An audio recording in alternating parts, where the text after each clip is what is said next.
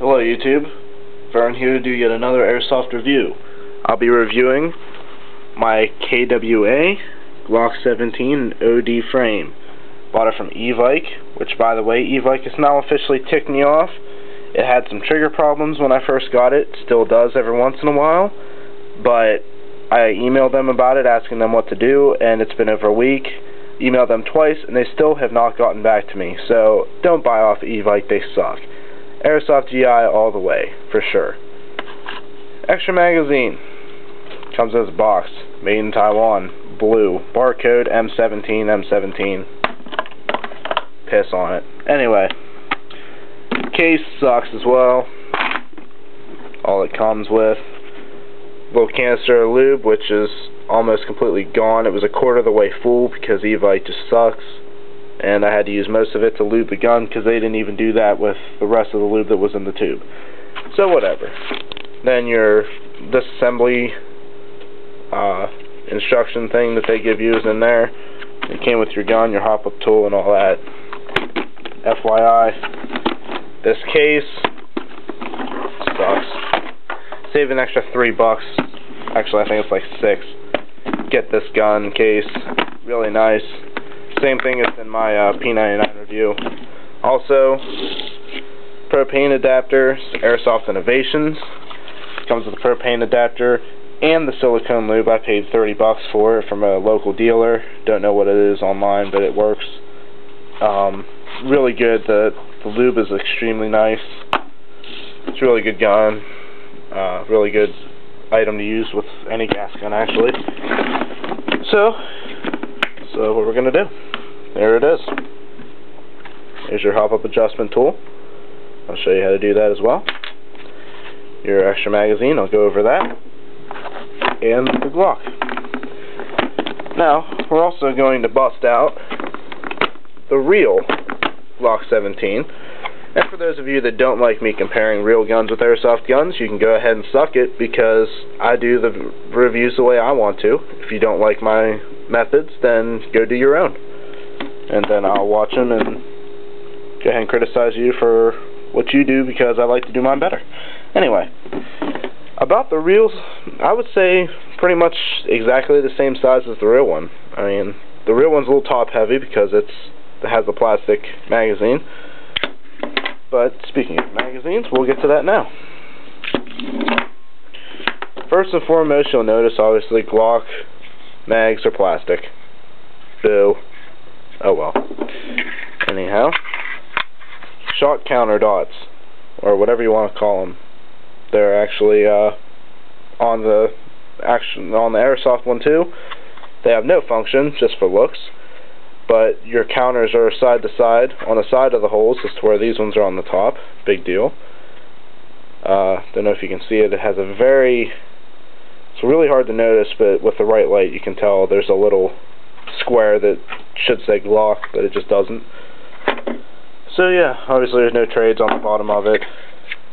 Big deal. But anyway, other than that, I mean, the guns are almost exactly the same. I'll get over why the sights are different in a minute here.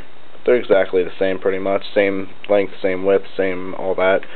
It's just this Glock is the older version, so it doesn't have the thumb rest or the railed frame on it.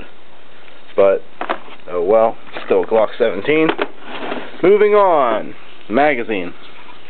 This one has the hole in the bottom of it. The very first release ones did not, so you had to pull this tab down here and push this plate forward. And by the way, it does lock from sliding off. I was afraid that it wouldn't, but it does. And you can fill it up that way too, but in the field I kind of like filling it up like that, so that way I don't have to worry about it so much. Another big winner, a locking feed, or a feeding pin, feeding spring, whatever the hell you want to call it. It locks. Speed loader. Wonderful for this gun. Really nice. So, getting to the gun. Sights are different. I mentioned that earlier. Why? These are the DieTac night sights, or glow-in-the-dark sights, whatever the hell you want to call them. Note, please, if it doesn't bother you to have your sights scratched like this, which it really doesn't mind because they They are a pain in the ass because the rear sight is not, it just does not fit right. I even lubricated it, both the slide and the sight, and it just didn't fit right. But either which way, it worked. It's just a little scratched up because I tried to pound it in with a little hammer.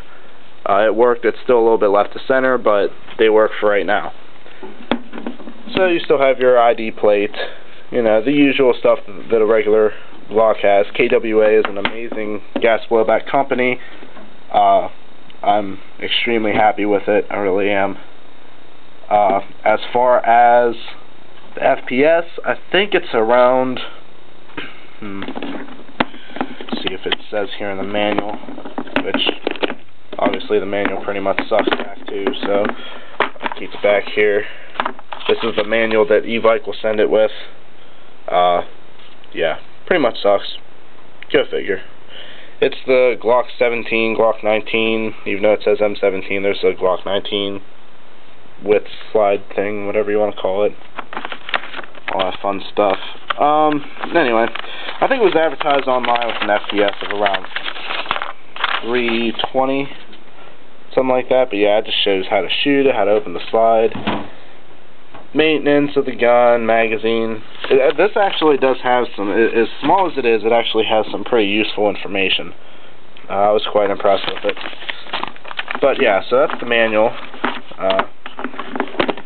So yeah, we're going to go ahead and sit you guys down. I'm going to show you how to field strip it and go from there. There's my nutty cat up there playing with whatever she's trying to kill. Anyhow, the Glock, really nice gun.